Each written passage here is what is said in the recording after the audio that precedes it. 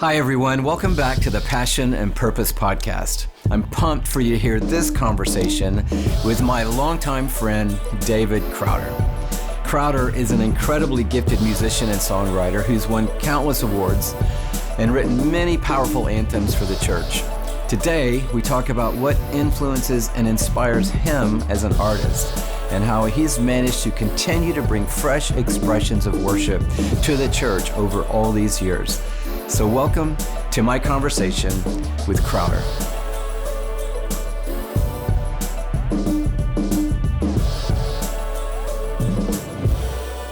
Welcome to the Passion and Purpose podcast. I'm really excited today. I'm with one of my favorite people on the planet, David Crowder. And if you don't know David, then you can Google him and get all the details. But don't believe anything you read on the internet. It's not true. Artist extraordinaire, songwriter, evangelist, innovator, and someone that I've obviously had the privilege of being around for a long, long time since you were a college student at Baylor, and watching the arc of your life has been one of the most fascinating things that I've had the privilege of doing. So welcome to the Passion and Purpose podcast. Thank you. A guy who is perfect for this particular moment. And we're going to start off, one of the things that I didn't include in the setup was that you're the president and CEO of My People Incorporated. Right. And tell everybody a little bit about My People and where it came from. What is the essence of My People? My mom hates this. She really does. In fact, when I first was doing that hashtag on the Instagram deal, I mean, it's really basically my upbringing. And so I hit a little too close to home. I got home for Christmas and she was like, I don't like this My People thing. It feels like you're making fun of us. I'm like, I am just speaking truth, you know? I mean, and it was a Christmas. So it's basically, we didn't grow up with a lot of money. So my dad's making our bicycles out of stuff we would literally go to the junkyard and pull out frames, try to find some wheels and stuff. My first bike was like a chopper. I mean, like, I couldn't pedal it. I was too small to like get the weight distributed properly. It was a death machine. But so my dad was pretty clever with doing something fun with this stuff we had around. Like we had this homemade trolley in the backyard that all my friends, childhood friends, almost died on. But he made stuff fun and out of pretty much nothing. So I have tons and tons of stories. Speaking of, let me just stop right there because that's going to answer one of the other questions I want to ask you. Your dad made stuff fun out of pretty much nothing. And you've been doing that musically for a long time now. When I say hashtag My People, out of everywhere and finding stuff in the junkyard and bringing it into... See if these things fit together and we can make something of it. See if it works. Anyway, so your dad, he's making stuff out of nothing. We were joking ahead of time about... my wife Tony, like she does not like she wouldn't want to be in my seat right now. I doesn't like to talk out loud, but if she were here, she would say, "Oh no, everything he's putting out there is the truth." One of her first dates that we were on, we were headed to the fair. My parents were going to take me and her to the fair. This is back in East Texas, Texarkana, Texas, and we're going to the 4 States Fair and Rodeo. And she's over at our house, and she hops in the van. My dad's van is legendary. And she's sitting down and she looks over at me and it's like, is this the lazy boy from In the Den? And I'm like, yes.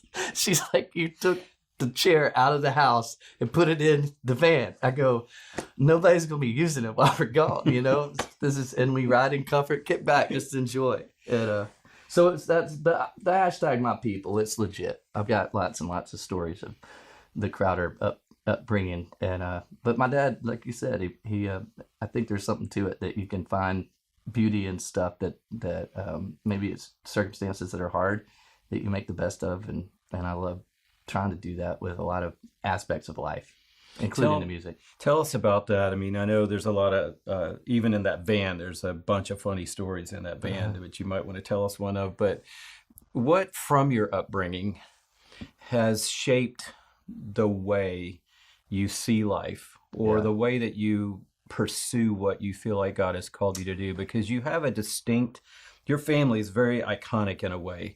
It's not like your vanilla family. You've got some interesting characters, interesting personalities, a lot of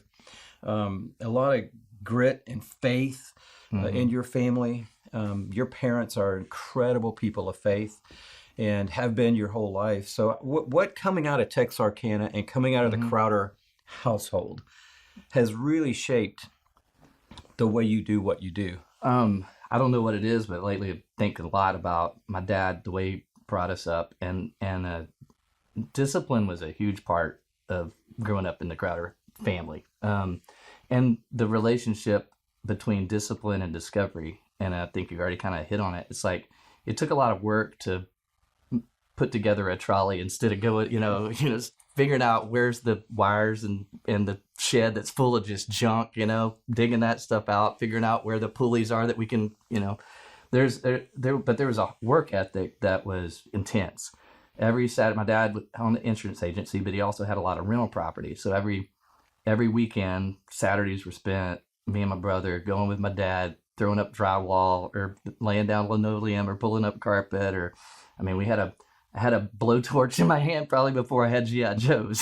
It's like, he's like free labor. This is great. Get the kids at the rental properties. So it was, and if we weren't there during the weeks, we had chores, and everything was about hard work and being disciplined. At the same time, as I said, he made it was just fun. We had the best, we were in the woods all the time. Play was a part of what it meant to be friends with my brother. If we got to learn how to play together, but play was how we socialized. And so that's a real big part of what I try to do now, is to make things playful, to, once you're having fun and in a playful situation with a pal, all of a sudden a lot of the stuff that's between us goes away, and you're in a deeper part of relationship because you're less fragile and you have less pretense between you. And so that's what I try to do with the music side of things as well, is try to find a way to get the pretense out from among us so that there could be something real and significant transpire in our relationship with the divine as well. So I think all of that was built into how my dad was trying to raise us as kids, that there was a relationship between discipline and discovery. If you work hard, good things are going to present themselves. I think when people, I don't know how people look from the outside in at an artist or a musician, because I've sort of had the privilege, I guess, of looking from the inside out for most of my life. But when people see you, they see Crowder, you're obviously very talented and you put on an incredible show. And I know we're not supposed to use the word show because it's not a show, but it is partly you taking people on a journey, and you just can take a stadium on the most incredible journey. And people see this side of you, but I think they might be surprised, to go back to what you were just saying, at how hard working you are. And I think that's true of all great musicians. People see them on stage, see them performing, see them doing their thing, and they're like, oh man, that must be an easy life, and they have no idea, what it takes to put together a song, much less an album. And you are one of the hardest working people I've ever been around in my life. And I am inspired by how hard you work. How is that all part of the DNA of the Crowder upbringing? Or is it you seeing a calling God put on your life and going, whatever it takes, that's what I'm going to do?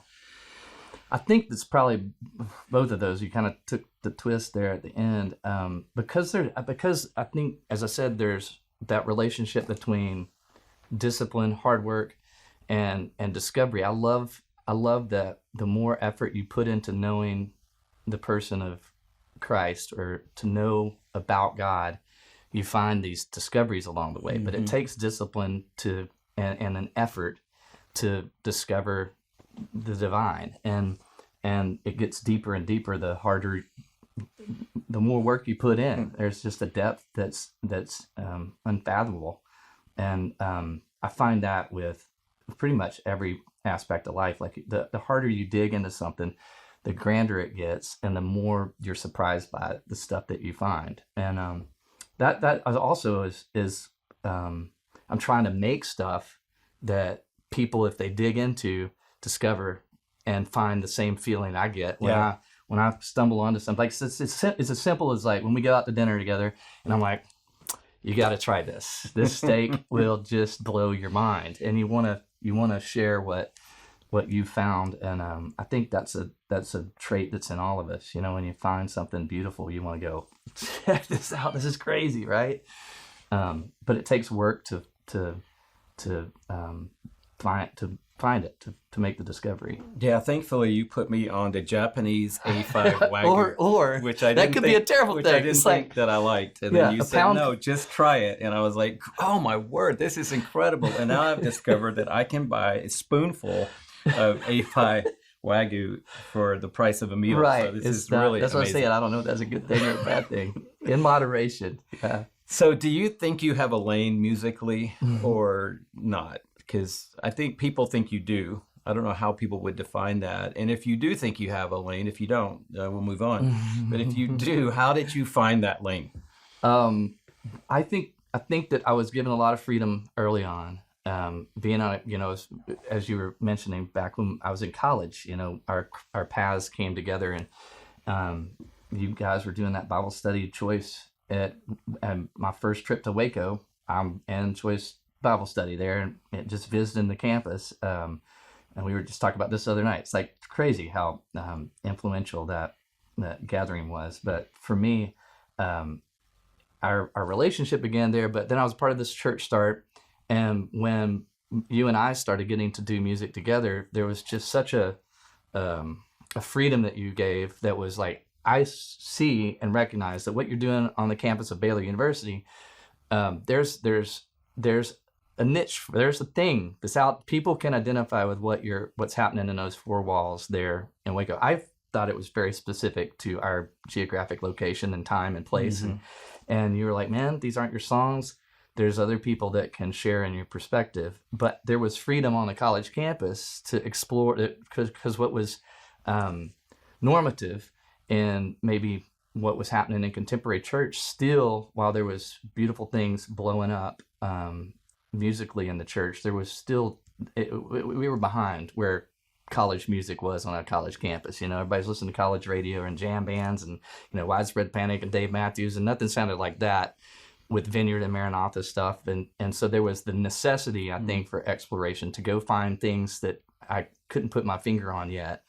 And then when things were happening there in our little setting, you were very, your leadership there to say, this isn't specific to your time and place and geographic location. There's other people that are trying to find a voice.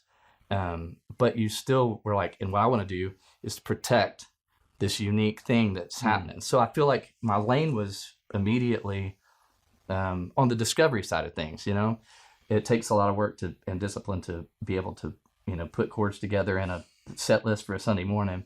At the same time, if you're just doing what the normative thing is, there's that, you can just fall into the gray and not make enough noise to be ever seen or heard.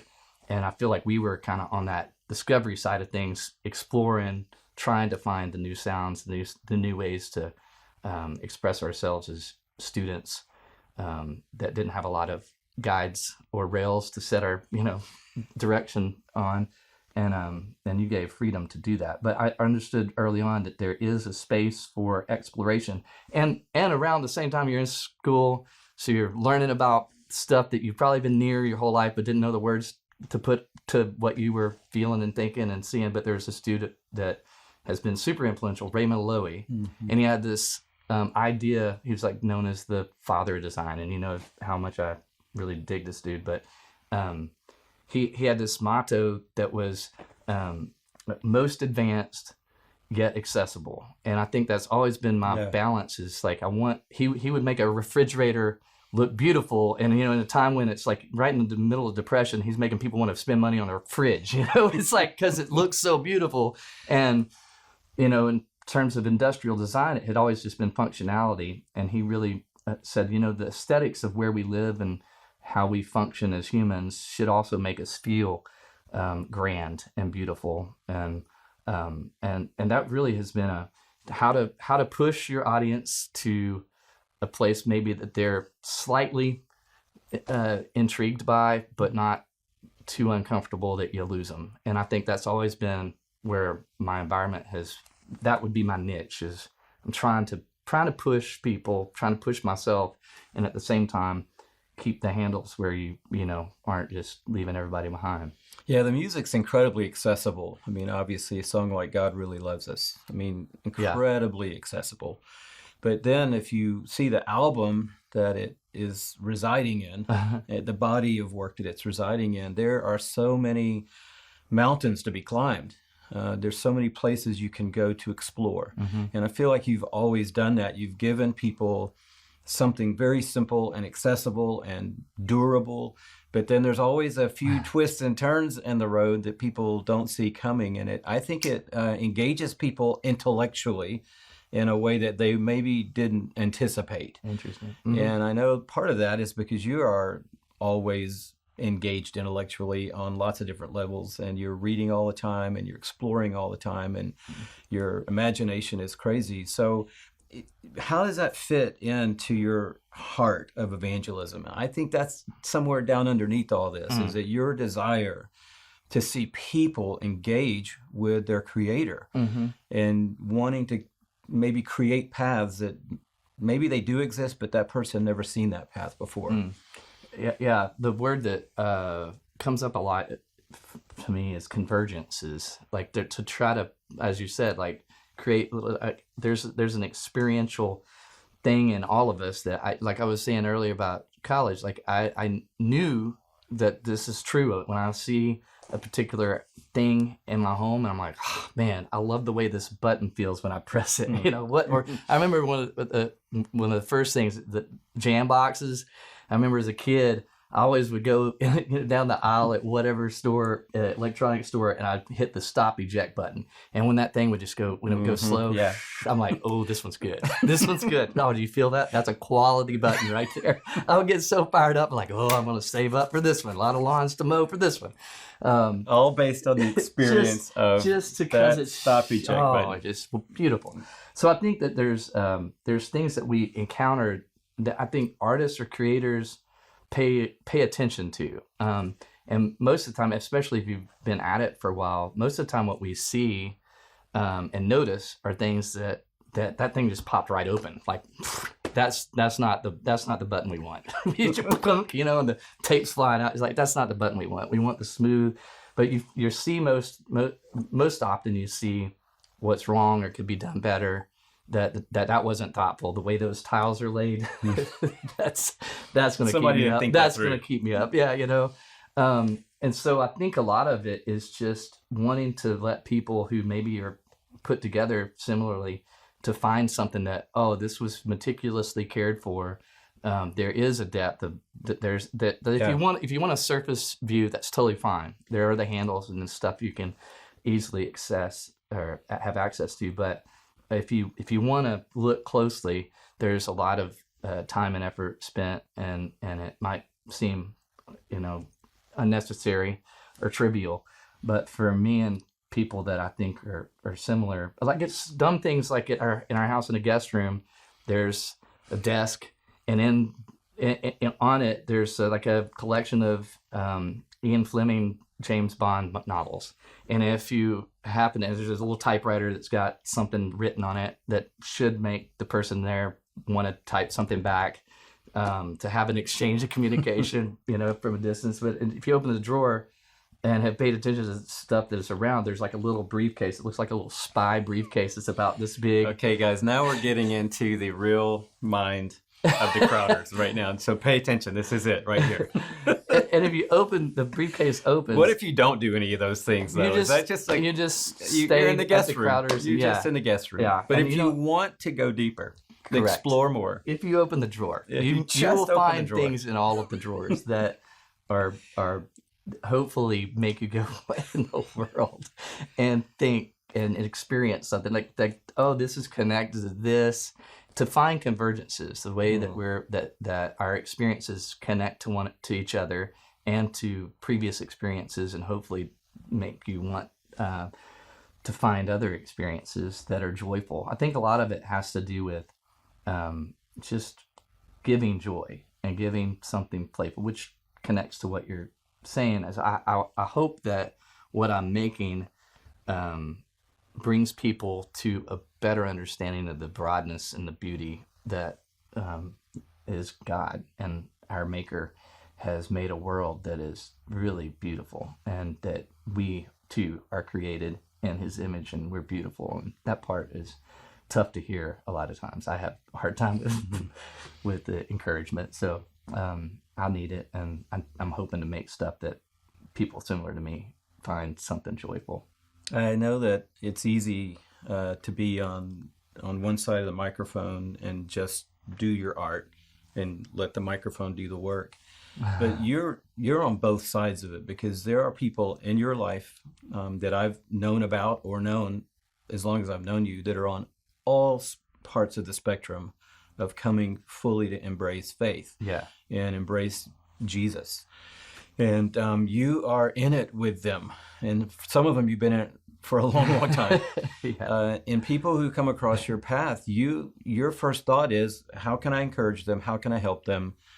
And how can I help them know Jesus? And I feel like that comes out in the way that you shape the music, is that you're informed by reality, and the reality isn't just this global picture of the gospel. It's these individual journeys that you are invested in very heavily. That's you do this all the time. Like, when you're thinking about what am I going to be presenting to our church family of PCC, it's you have the big picture in mind. You also know that it's on the internet machine going around the planet. It's going to live in the future, documentation that people can access later down the road. You have that awareness, but at the same time, you just know the week that you just went through with so-and-so, and that you were just sitting with their family last night, and now I've got to talk to that family again this morning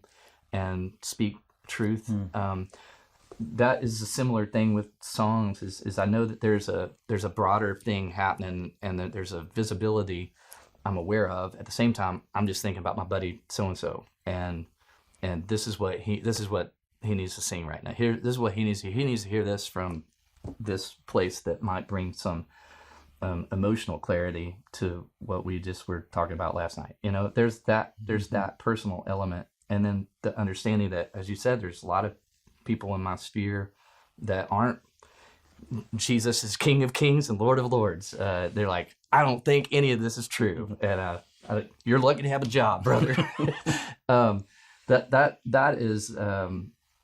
is highly motivating, to be able to make stuff that I feel comfortable with them encountering and being true. And that's probably easier for my head to get around than the global visibility or the future encounters that might occur. It's much more tolerable for me to go, well, I know this dude, and I know me, and I know where we are right now, and I can say this right now, and it will be helpful to both of us. Music is evolving kind of into the single. There's just such a rapid fire, consumption oriented mindset, it seems like, more than ever in music. And maybe that's just a perception, but it feels that way. And it's so easy to drop a single and then drop another single. But you're very much about the story and the record, the experience, and the flavors and the sounds and all of it coming together.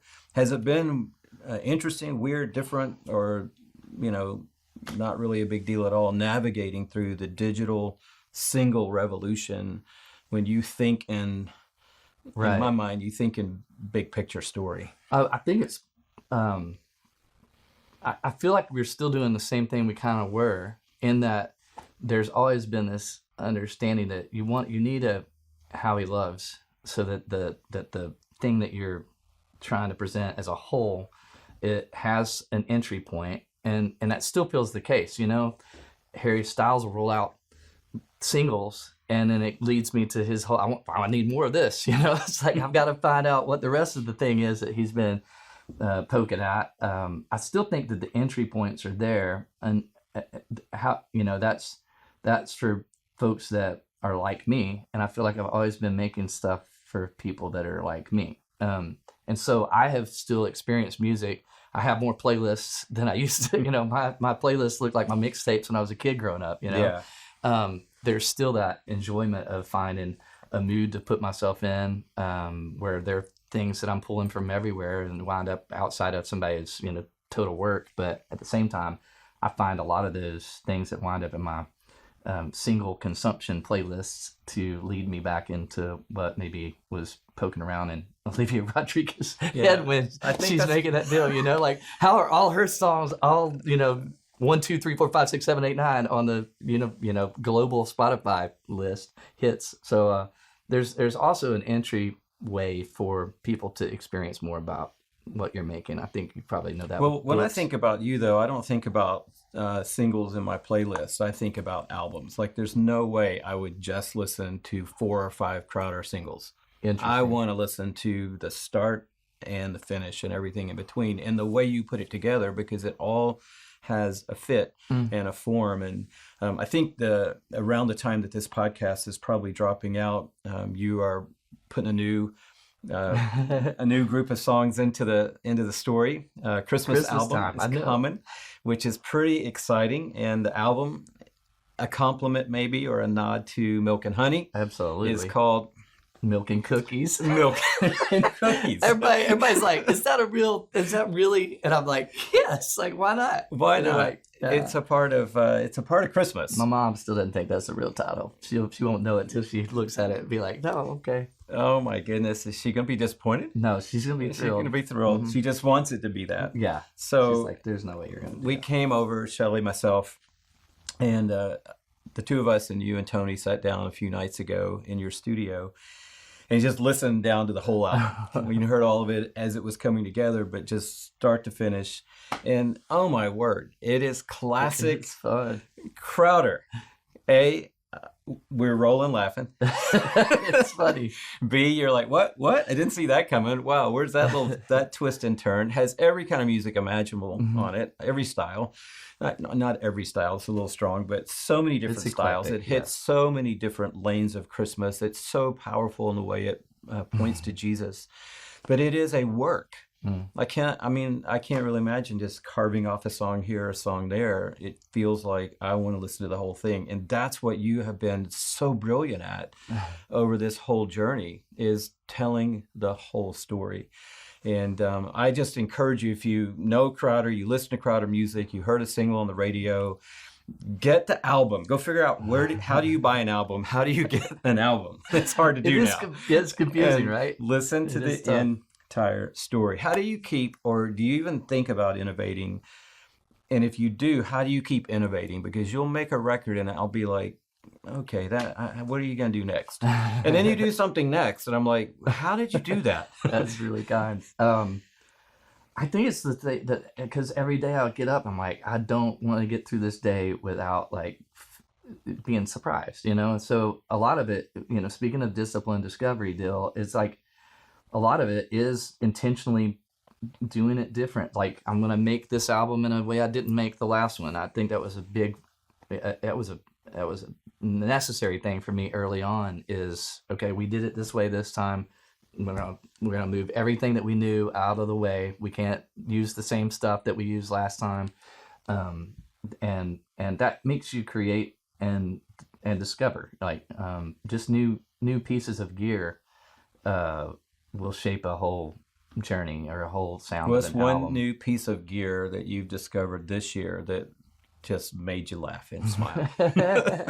There's a lot of them, actually, because we just had a new studio space go Let's go techie for a minute. So a lot of people will drop off here and go, I don't know, have any idea what he's talking about. A lot of people lean in and go, oh my goodness, yes, I'm ordering that today. Well, the analog synth stuff, that changed a lot in the creative, like on the front end of creation. Well, so I'm coming off of I Know a Ghost.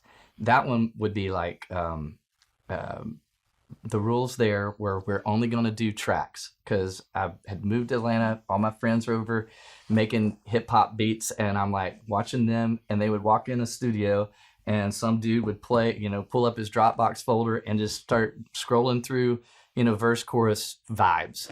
And then, you know, they'd sit there and be like, oh, I dig that one. And then they go in the booth and we're done with the song. I'm like, oh my gosh, what happened? This is so easy. Like, I'm sorry about that. I was like, this is so simple. And I thought, wonder if this music that I'm making, if we could do it in a similar way. So I just hit up a bunch of producer people that make a lot of tracks. And I'm like, hey, can you send me your Dropbox folder that my friends get? And let me see if I can if I can throw a song. So we are coming off of that. And what I love about, you're probably aware, or you're aware of this, but people don't know, usually my first album of a record contract cycle will be the larger gateway, the entry point. And then the second one will be, I'm going to start poking at some things that are really interesting to me. And then the third one, I'm like, we're going to do stuff I don't understand at all. And this would be the third album of that cycle. And so I know it goes, I'm like, way over my head. And we're just trying to hang on and figure out what it looks like to make music in a way that I've never made music before. However, you learn a lot. And so you're able to curate, this is what worked about that. And so you start back with record one. And then I'm going to take everything, having honed in on this is the stuff I love. Splice is a program that I watched a ton of people use. And it's just basically sample based stuff. You can grab little clips of things that are already licensed and compose a song. Like you could make the hardest track today, this afternoon, just in Splice. And I just was like, this is so interesting and cool. But then I built up a library of stuff that I loved out of Splice just by watching people dig around in particular creators folders, and I'm like, I love this guy's vibe. And so then I had stuff I knew we loved already waiting for the next time we were gonna dive in. And there's a bunch of it's plug-in related nowadays, like particular plugins that give you a particular sound, and the analog synth and sample-based programming like Splice and Rekordbox really changed a lot of how I'm making music now. But that would be discovering a tool that then shapes what you find. And usually if you have a different tool in your hand, you're going to stumble into something that you hadn't seen previously. And I love that. I love walking downstairs and I can either get on the Xbox or go in this room, and I'll waste the same amount of time, but one might be more beneficial to people. That's it. Speaking of video games, a very big part of Crowder Mountain is the video gaming experience, and you've got a lot of options at your place. That's true. In fact, you got all the options at your place. So where can you get lost the fastest? Yeah, it's the there's a game room, and you got your full on Golden Tee, like arcade, stand up, the rollerballs there. You got your big buck hunter, but then there's this thing on the wall that has pretty much every video game that's ever been made, and it's just like one of those little Raspberry deals. But it's a beautiful console. Literally has thousands of games. Oh yeah, I was gonna say it's got hundreds, all the games. Thousands. It's thousands of games. But this Love Holton dude, he's a Nordic chap. I had found his stuff on Instagram, and he just makes these. Speaking of experiential, like tactile. It's just beautiful, inspirational what he is making visually, and you get to play. So a lot of, as I said earlier, a lot of what we're doing is playful around the house. And so for me, it's again, finding just a way to enjoy. And I think out of joy comes a lot of creativity. If you're having a great time, if you're laughing, you're not thinking about how your face looks. It's a true thing. It's a truism. You mentioned Tony earlier, that she doesn't like to talk out loud. Yeah. And obviously, I know that you meant she doesn't like to talk in front of people, maybe so much. Oh, she can talk loud. She can talk out loud. And she's brilliant. And you guys, I would say, have sort of a private life. Uh-huh. Like your persona and what you project to the world is more about music and my people. And you guys don't really, I guess, show a lot of your life. Uh-huh. But the two of you are Crowder, the two of you. And she's obviously incredibly gifted designer. More so, yeah. One of us is great at their job. Phenomenal in her own lanes, and in your lane. I mean, you guys together have done all of this. Talk about the synergy of Tony and David and how that's played out. Yeah, from day one. She's as creative a human I've ever met, but she talking about discipline, like it's like her process, and she would talk about it in terms of process. She has schooling behind it as well, but is much more. Mine looks very chaotic, where hers is, it's in a CAD drawing or in a SketchUp. Like it's very, there's a starting point, and I need to get from here to there, and her outline is a lot more linear. It is very linear, and at the same time, there's so much creativity. The results are really similar. But the other thing I think, and Shelley is really similar. They have like a intuition and a gut. Yeah. Like this is what needs to happen. They both have unbelievable intuition. Yeah. It's rare that I will be like, I'm not doing that, And I've made some most of my fails are on that side of it. Like, nah, But that I think is and also the gift of criticism. Shelley's going to speak her mind. Tony's going to speak her mind. She can speak loudly, and I usually, if I'm not paying attention, she makes sure I am. I think that's a necessary thing, especially when you're trying to, as I said, this most advanced yet accessible. You've got to be able to take feedback, and that the level of criticism that she's able to endure is hugely. It's a model that I strive to reach. It's like no voice should be limited, or like all ideas welcome. And granted, you can count on her gut going with the one that she's like, that's it, that's the one. But there's not a lot of. I think one of the best examples would be she never needs to be around to see what happened when you opened the drawer. She just knows that I left something for you to find, and that's joy enough. Like I can't.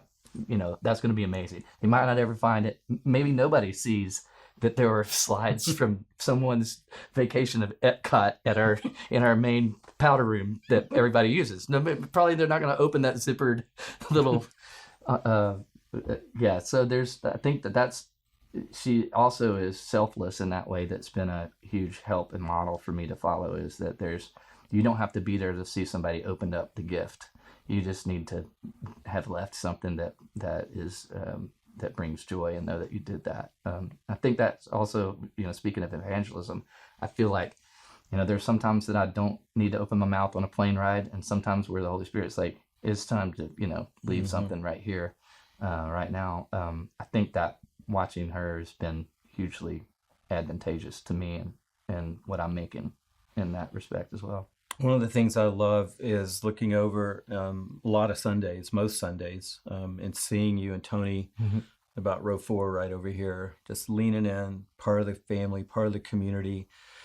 I don't personally feel like you're checking a box, like, right. I'm a worship leader, I'm a Christian artist, or I'm an artist that does Christian music. I've got to, show up, check the box. I feel like from the day you guys planted church in Waco, which you planted a church to really reach people that were not in church, and to this day you're just bullish on his church. Yeah. Not necessarily this church or our church even, but on his church. And obviously, things are kind of feels like they're free falling right now when it comes to church. A lot of conversation, a lot of opinion, but you are still leaned in.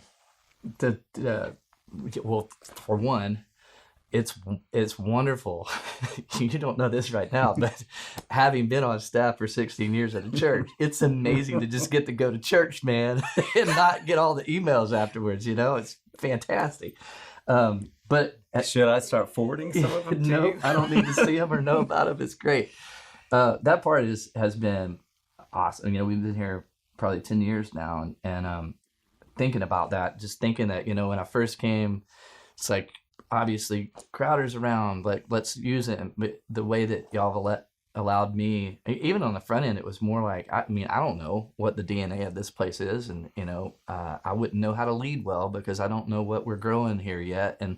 And that convergence thing where we're all coming from different places, but when you're planted somewhere, you start taking in from the soil that you're in. So the crop starts, it's the same field. We're all in the same field. I love that we're, all going through this shift series together. I love that after being here 10 years, kids that were in bloom, I'm now off at camp with, and I'm sitting next to their parents. Amazing. All of that, there's a richness and there's there's more for me to draw from than if I'm Lone Ranger. I kind of view it as like we're shooting the hooch together. We're all we've got our tubes, got all of our inner tubes, we got our tubes connected. And then I have friends that right now really really close friend. He's he's been in church. He leads at churches. He's always been part of churches. He's not at a church right now, and I can tell. It's like you're over there. And you forgot your sunscreen.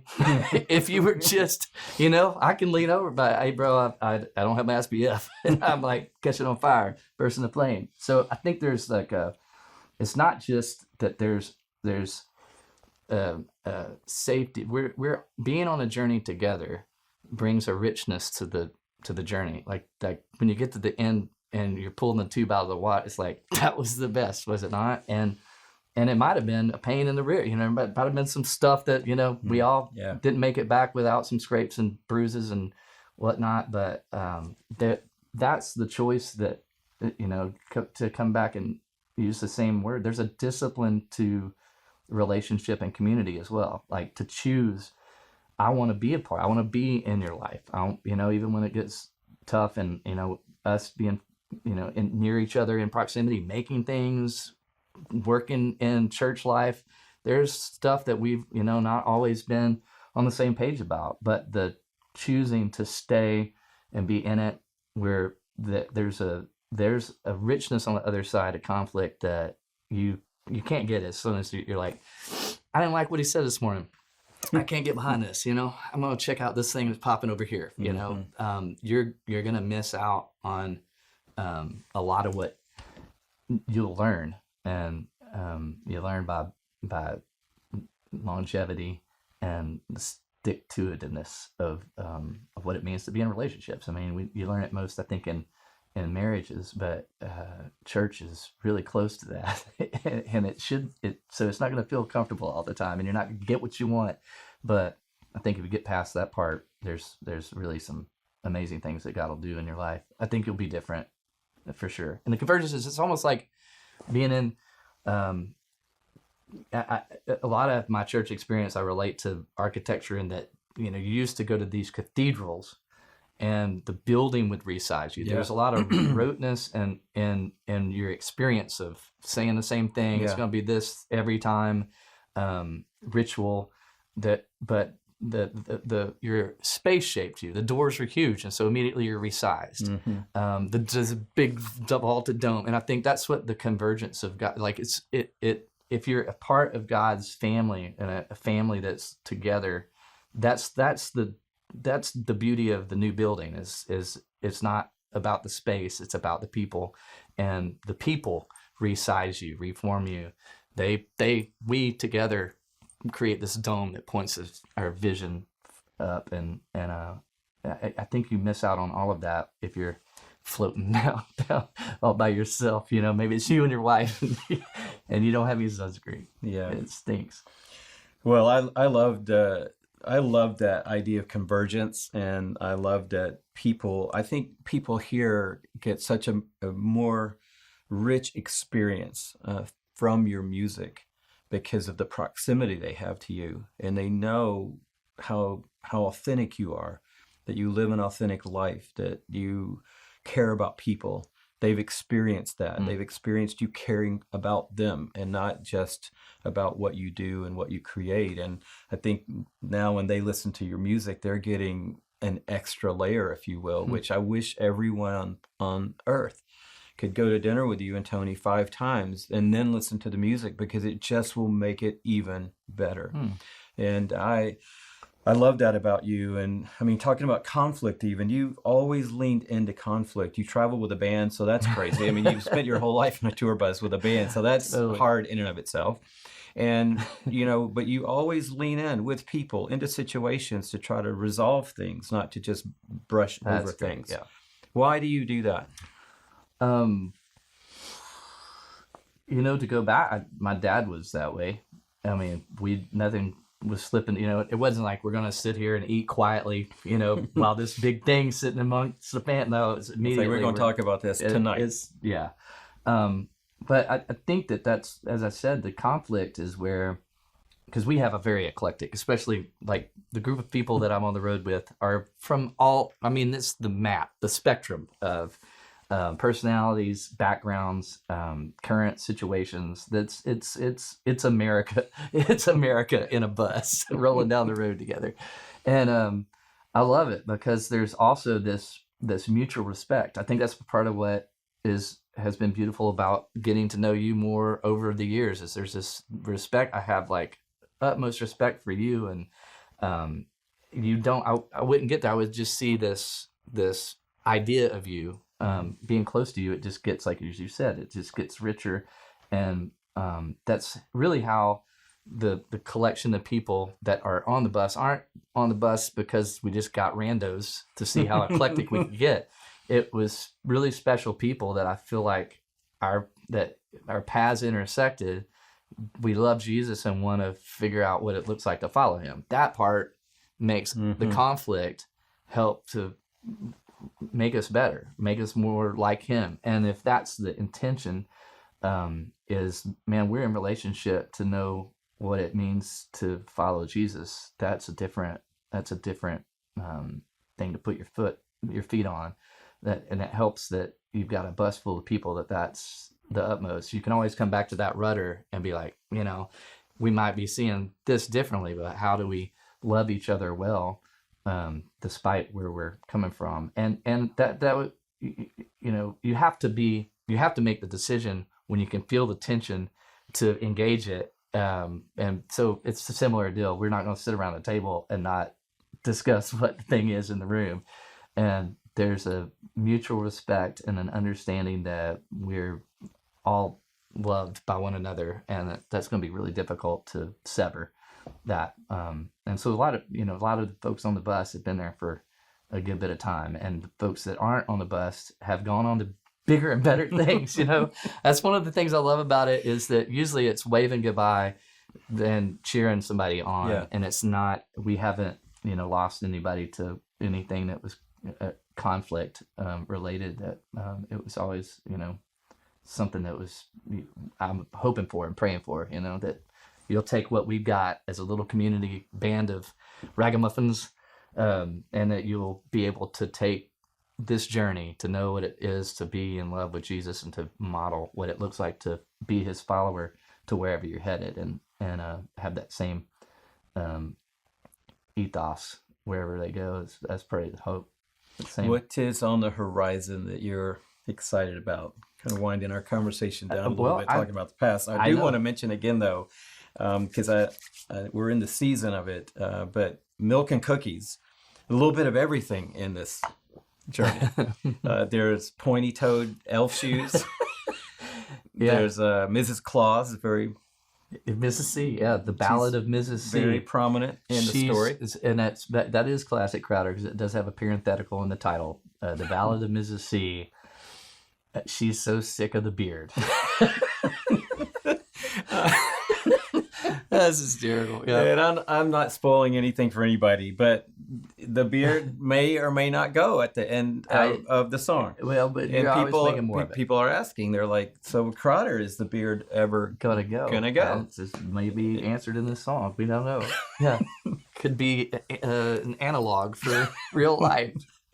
What it feels like to be Santa for a day.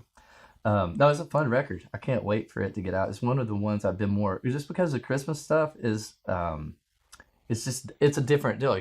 We had that EP we did with I don't know, it was a collection, a few new studio things that we did with the Crowder band of old, but then it was some live stuff from Passion and so forth. But this is the first time we were like, let's make a Christmas album. And you've been rooting for a Christmas album for a long time. And I just like, man, Christmas albums are like, there's some of my favorite albums that were ever made, and I just don't know. I don't know if I'm in that Christmas. And what happened was we're in Atlanta, Georgia, so movies get made, and we got a knock on the door, and a very large movie making entity wanted to make a movie and shoot at our house, and it was going to be a Christmas themed superhero get together, and we're like, absolutely. And so it's middle of August, and it looks like Christmas threw up on our lawn, and we've got I think we had all of the inflatable Christmas things in our lawn in August. And I'm like, man, if I'm ever gonna make Louie Giglio, Pastor Louie happy for Christmas, this is the time to do it. This is the time to Get go. all the inspiration I need right here. We wake up 20 Christmas trees in the house. In the house, because they had stunt trees. You know, the only thing a tree is good for in a Christmas movie, is to be destroyed. You know, and so they had made stunt trees for the trees, and you got backup trees. Backup trees, because this one's going down. Oh my word! And so they had made stunt trees, and they had to be exactly like the other one. So we had this gal that was there at our house for about a month, just making identical trees so that this one could get destroyed. And we're not talking about a small ordeal here. We're talking about lane closures. We're talking about it's neighbors. It was being a little bit. It was amazing. Annoyed. It was amazing. But we got a Christmas album out of it. Yeah. We got more than that out of it. I don't know. I don't guess we can talk. You can talk any more about that right now. But at some point, we'll get to tell. People will be in your house at some point. That'll be great. All of us will be in your house at some point. We'll watch at least on the big screen. Yeah, it'll be wonderful. It's going to be great. Mm-hmm. What is on the horizon? Well, I haven't seen, but my years they've been beautiful, because we get to about this time where we're winding down 22, thinking about what's coming in 23. And I never really even looked past Passion. It's like, I just know that's start of the year. Going. Yeah. That's where we're going. Yeah. And I always just know it's like the groundhog seeing the shadow. Like, is it going to be a good year or bad? We'll see. Usually it's a good year. So I'm excited about Passion coming up, and that's my head has not gone past it yet. Yeah. I think there's things on the calendar past it, but we're headed out with Hit Steep again, which is fun. That Toby Mac guy. Oh. He's a gem of a human. He is to be around classic. Him is pretty amazing. Yeah, he's a class act, that guy. He's and a trailblazer, man. Oh, for real. He's been at it and doing it well. Yeah, we'll be back out with him after Passion. Well, I love that's where we're headed. Passion 2020. No tickets are left, I don't think. Yeah. I don't think you get there. I don't think so. By the time this is out, it's gone. Yeah, it's gone. You missed it. So I love it. I was in Waco. I was telling you the other night, a few days ago, and back at the old stomping grounds. You and Tony were living, I think, on Spate right there. Mm-hmm. I was living around the corner. We found out we didn't know. We lived at the same apartment, Casablanca. Casablanca. Yeah. You lived in Phase 3. I lived in Phase 2. Yeah. Pretty nuts. Fantastic place at the time. Oh, not so strong right now, but it was amazing at the time, and right next to the Domino's, which worked out absolutely perfect. It is convenient. It worked out just right. But from there to here, it's been an incredible ride, and I know there's a lot more in the future. But just thank you for being such a pioneer. And, obviously we've had a lot of official and unofficial connection through life, through label and church and friendship.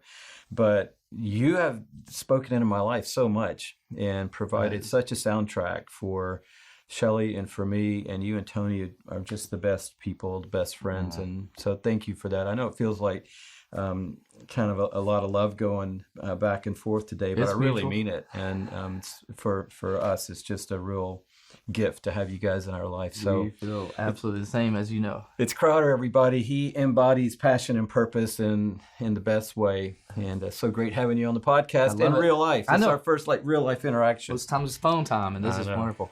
It's great seeing you. Thanks for being here. Thank you so much for tuning into this incredible conversation with Crowder. If you like this episode, subscribe so that you don't miss the next one.